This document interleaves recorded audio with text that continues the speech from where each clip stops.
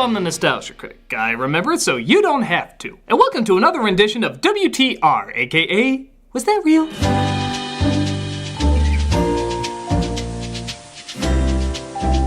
This is where we look at TV that was forgotten by some but remembered by others for just how strange they were. With that said, we all love Dr. Seuss's timeless characters of the Cat in the Hat and the Grinch. So much so that some people even watch this bullshit. But did you know there was a time when they actually did a crossover? It's gone by a couple names over the years. The Grinch Grinches the Cat in the Hat Gets Grinched, which both sound like children's intros to sexual harassment.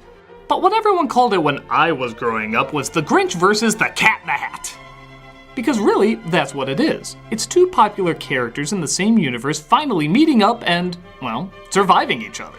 This seems kinda strange for Dr. Seuss, who didn't really do crossover battles. That kind of stuff would usually be associated with something like, say, a Marvel production. Well, funny you should think that, because this actually was made by Marvel Productions. Yeah, soon the Lorax and Sam I Am are gonna fight over the warring nations of the Sneetches and the Who's, with a cameo by Spider-Man we've all been waiting for. This was advertised everywhere when it came on TV, and to its credit, it's really not a bad idea. It's kinda like Batman vs. Superman. Yeah, you're funny. There you go. Where there's two seemingly opposite protagonists who also seem to have a lot in common. Both are agents of anarchy. They like to disrupt the status quo and take people out of their comfort zones. The reasons, though, is what makes them enemies. One does it to lighten the mood and open up possibilities, while the other does it to ruin the mood and limit possibilities. Even the lessons have a different spin. With the Cat in the Hat, he's the one dispensing the moral. With the Grinch, he's the one learning the moral. So it seems like there was just enough in common and just enough different to make this really, really good, right? Well, as much as I've praised Seuss in the past, even I have to admit not everything was perfect. Nothing was awful, but some ideas were better as just that, ideas. And for what it's worth, this does seem to have a lot of ideas, especially for kids. It just didn't seem to have a lot of focus. Again, a tough combination as Cat in the Hat was a somewhat random and archaic story where Grinch had a very solid beginning, middle, and end, which makes this a very tricky combination.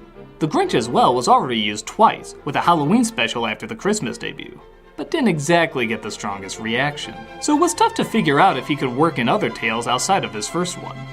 The story? The Grinch wakes to the voice of the Schmucker's Jelly Guy describing the morning. Never before had this nasty old guy leapt out of his bed with a smile in his eye and whistled, "Hello." Well, I could kill kids with a pitchfork and you'd still love my voice. However, the Grinch goes back to his evil ways when his mirror yells at him. I see nothing to whistle about. Yeah, like I said, kind of odd. Mirror convinces him to go out and cause trouble. And this is where he literally bumps into the Cat in the Hat, who makes the apparent mistake of calling him Greenface. Any inconvenientalities that I may have caused you, Mr. Greenface? Mr. Greenface? That is our word. So the Grinch decides to chase him down, create a machine that messes with reality, and just kind of annoy him. It's kind of a downgrade compared to his other adventures. First he wants to rob people the joys of giving, then he wants to terrify the world with fear from hellish-looking monsters. Now he's just kind of a troll. In fact, you could argue he's literally the world's first internet troll. Think about it. He uses his computer to hack your everyday life to mildly annoy you. And he's the only one that finds it funny at all. Guess he's sort of a pioneer of obnoxiousness when you think about it.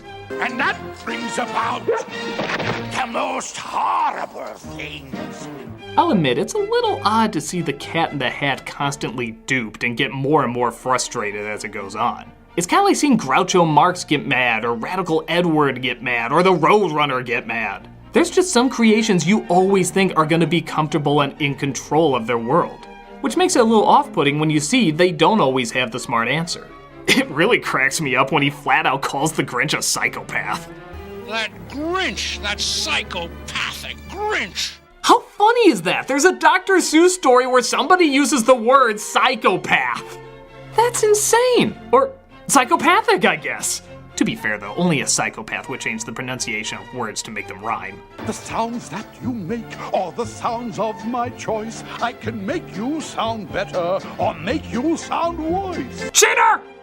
Are you feeling pretty good? Mr. Cat in the Hoot. Goot and Hoot. Why were you changing that? They already rhymed!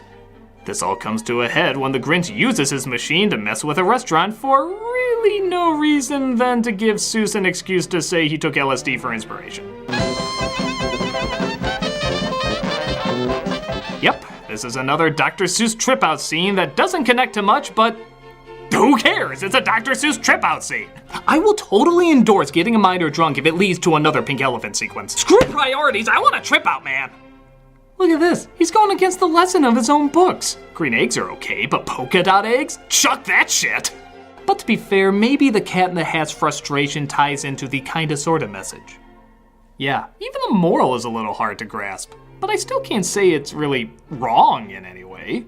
Amongst his frustration, he finally realizes that the way to win is not killing by anger, but killing by kindness. He goes to the Grinch's house and reminds him of his mother. Even a Grinch had a mother who taught him of love. Thank God he happened to have a good relationship with her because it eventually softens him up and makes him good again. He even has an inner monologue with her, which, the more I think about it, strangely happens a lot in this.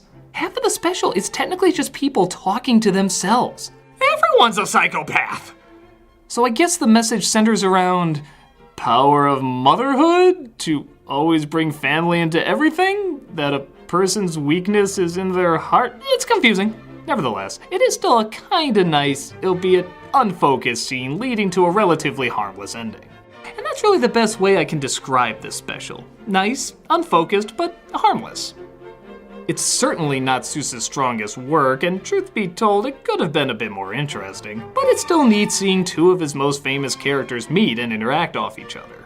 While the story's not the best, it still feels like this is what the characters would do and say if they ever did run into one another. So it's kind of fun to watch, if only for that reason. Yeah, it's pointless, yeah, it doesn't always make sense, but sometimes that's okay. It's still creative, still strange, and still unmistakably Seuss. You can still get it on DVD and witness all the goofiness or psychotic tendencies yourself. Give it a buy and see one of the most surreal crossovers ever devised. I'm the nostalgia critic, I remember, so you don't have to. Coming next week, it's Scooby-Doo 2 Monsters Unleashed, the death of Alicia Silverstone's career. But you can see it now under Vessel's ad-free early access. Just $3 a month to see tons of people's videos early, as well as a bunch of other extra features. Check it out and get the early scoop.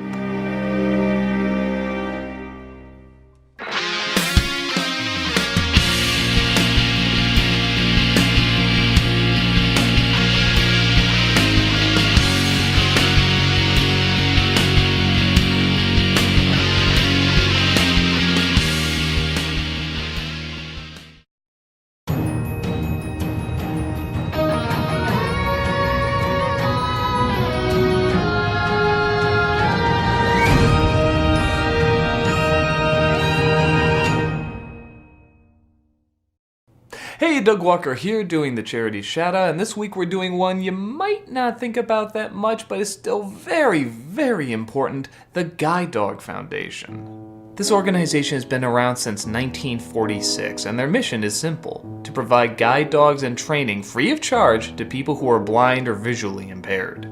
For 70 years, the Guide Dog Foundation has trained and placed guide and service dogs to provide increased independence, enhanced mobility, and companionship to people who are blind, have low vision, or have other disabilities. Once they make the decision to get an assistance dog, applicants become a part of the Foundation's open and welcoming community.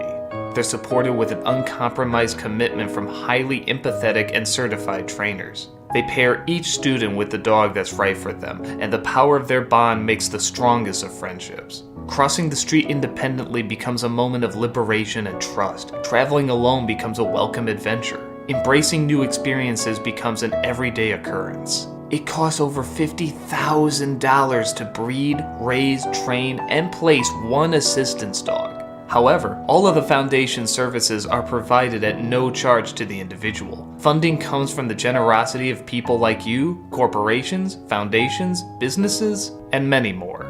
So definitely take a look, watch some of their videos, and see how you can help give sight to someone who needs it the most.